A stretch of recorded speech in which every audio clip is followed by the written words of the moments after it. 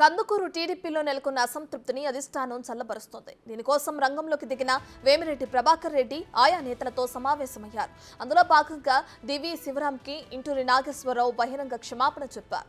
దివి family అంటే తనకు ఎంతో గౌరవమని, శివరాం ఆశీస్సులతో కందుకూరు ఇన్ఛార్జిగా వచ్చానని నాగేశ్వరరావు అన్నారు.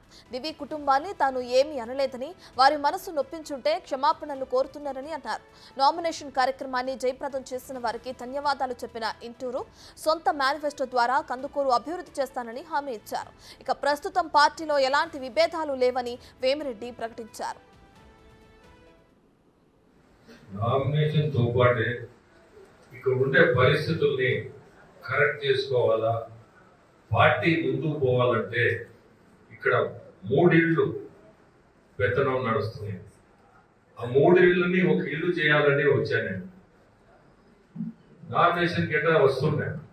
దాదాపు ఒక వారం నుంచి ఈ ప్రయత్నంలో ఉన్నాను. ఈరోజు ఇది ఎట్లయినా నామినేషన్ వేసాం కాబట్టి ఈ 3 ఇళ్ళని ఒక ఇల్లు చేయాలనే పట్టుదలతో ఈరోజు ముగ్గురితో మాట్లాడి ముగ్గురిని ఏకంగా తెలుగుదేశం పార్టీకి ముగ్గురు కలిసి ఒక ఇంటికి చేరాలనే ఉద్దేశంతో ఈరోజు నేను రావడం, దాదాపు నేను వచ్చిన కార్యక్రమం కూడా పూర్తయింది. చాలా సంతోషం. నామినేషన్ వేయడం, ముగ్గురిని ఒక ఏకదాటికి తీసుకురావడం పార్టీకి చాలా బలం.